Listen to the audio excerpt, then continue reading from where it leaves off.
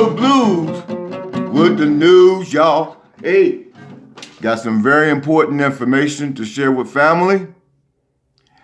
First of all, I want to say I hope you and yours are in good health. I hope everyone is looking after each other, making sure that everything is taken care of. Because in these end times, we have to be aware of our family members, and we have to be aware that we must keep in touch and communicate now. Because being on lockdown and social distancing, your family should be coming closer to you. So let's just keep that all in mind. I hope everyone is doing well. Anyway, I want to talk about a very important video. We need to get the inside information on the front lines that's going on in the health industry. I know a lot of people like to say, and I still commend those who are working on the front lines. They are putting their lives in danger for sure. But there are a group of people on the front line who are part of the agenda, who have accepted what has been handed down from them, from their masters, so to speak, the higher ups. And that is to let a lot of black men die. This video is really in particular for black men specifically, family. This is not to be partial or racist or anything like that, but we know we have America in the world has had a history and doing harm to black men. Okay, and right now they're using the medical industry as a tool to carry out this evil agenda. And I'm gonna let this nurse talk. Now, we don't have too many brave. This nurse is a soldier. Okay, you can tell by the way she is able to express herself and articulate herself very well. She knows what she's talking about. She has done her homework. She studied her books. She studied her working in real life situations. She's a good person. Probably better than some doctors to go to for anecdotal records if you just want to get some quick resource or information. She would be the go-to person and probably can save a lot of lives, whereas a lot of doctors don't care about saving lives. You're gonna find out there's an agenda going on. We are the target, black men. We are the target. It's been this way for a long time. I hate to break it down to you, but stay away from the hospitals. And the way we can do that is by staying prayed up, eating correctly, exercising, taking care of our health ourselves. Don't go to the enemy and hope they can watch over you far as health-wise. Anyway, they're going to try to destroy you. Let's check it out. So I legitimately don't even know what to do anymore. Even the advocacy groups don't give a shit about these people. Literally, Black lives don't matter here. And I mean, that's pretty sad that somebody who is white and lives hundreds of miles away from the city gives more of a shit about these people than the actual people in this city. For real.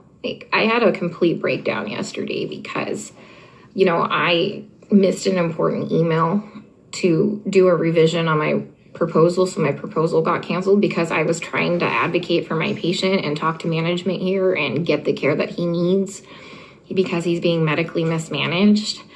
And I just had a complete fucking breakdown because, my entire proposal got canceled because I, wasted my time advocating for a fucking patient who's just going to die anyway. And sure enough, they take the patient away from me. And then almost 2 hours into the shift, they switch me units. This is exactly what happened at the other hospital when I was advocating for the little Hispanic lady.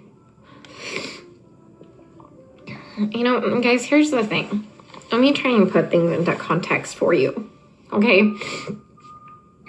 I know not everybody's gonna live. I'm not that fucking green or ignorant or, you know, bright-eyed and bushy-tailed to think that, okay? I know we're gonna have a shit ton of people die. But these people aren't dying from COVID. Let me give you several examples here.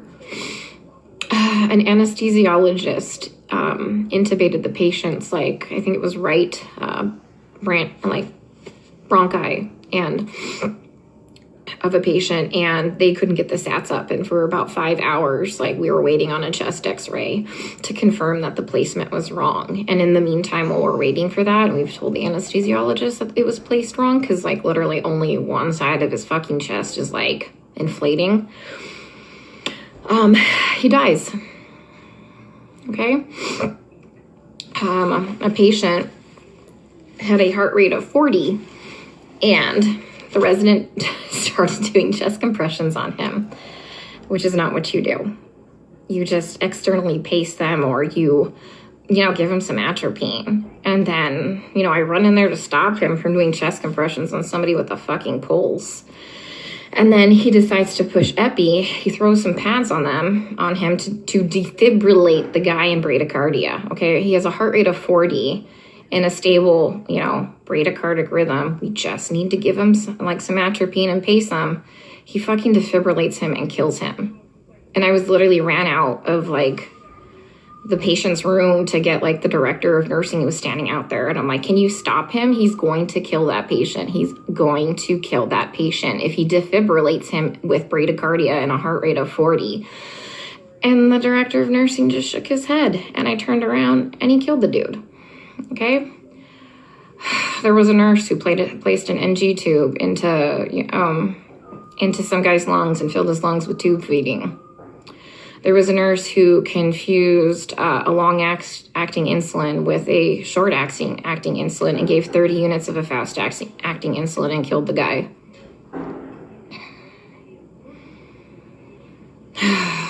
What else? Other stuff have I seen? Yeah. It's just here they're just going to let them rot on the vent. They're medically mismanaging these patients. And I'm not a doctor, guys. I'm not professing to be a doctor by any means. But there's, like I said, basic standards of care that we have to do. When somebody's low on blood, literally on the brink of a critical low blood level, we should replace the blood. But I asked the residents, and they're like, does he have internal bleeding? And I said, no. Then they're like, well, then we're not replacing the blood. Well, here's the thing. In these COVID patients, they all eventually need a blood transfusion.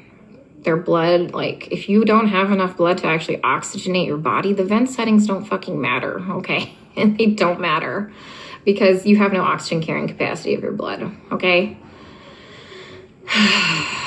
I told you about the patient where all that purulent drainage just kept seeping into his lungs because the ET tube cuff was leaking, and nobody has a fucking manometer here to check the pressures. And I finally figured that out. And I kept saying, hey, you know what? His white blood cell count is steadily we're having a problem with it.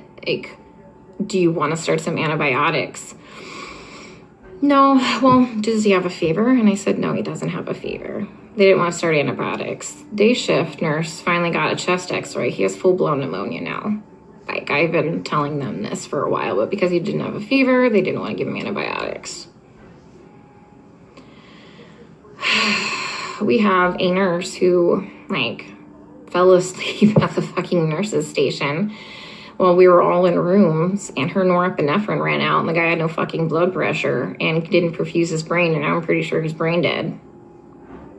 That same nurse is now running a CRRT machine, a dialysis-like machine, that she has never done before. She said she'll figure it out, okay?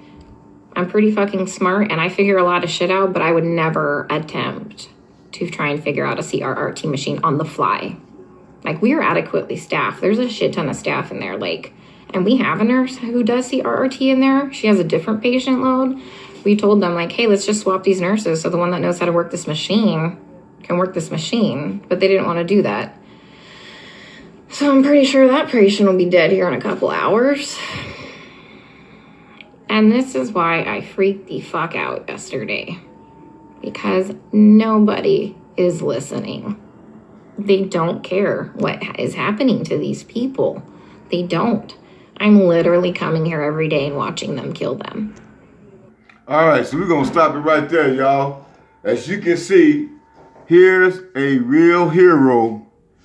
Because I'm going to tell you right now, for the people who are involved across America in the health industry, all the doctors and nurses who are deliberately misdiagnosing people, giving instructions to their staff to do medical treatments that are not supposed to be taking place on patients when there's something else supposed to, another treatment supposed to take place instead, letting patients die, okay, intentionally, but trying at the same time make like they don't, they're doing their job, and people are just dying just because they can't hold on, it's because they're not receiving adequate care.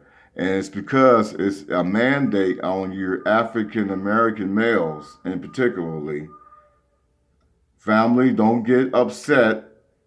We just have to sound the alarm to tell our black men to be careful across this nation and in the world, period, where there's any so-called healthcare providers, okay?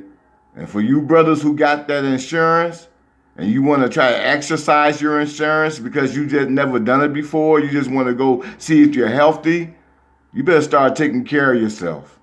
Because I'm going to tell you right now, if you're a black man and you have some health insurance and you go into the hospital or you go to your doctor to get checked on, they're going to execute your right to use your insurance, and they're going to diagnose you whether it be for real or not. You're going to walk out of there and you're going to have to return. And most likely, they're going to have to perform surgery. And it's going to cost your insurance company, and they get paid, and you got used. Understand that. So, but right now, they're killing people. This is only part one. I will deliver part two of the nurse's testimony in the next video. I'm out.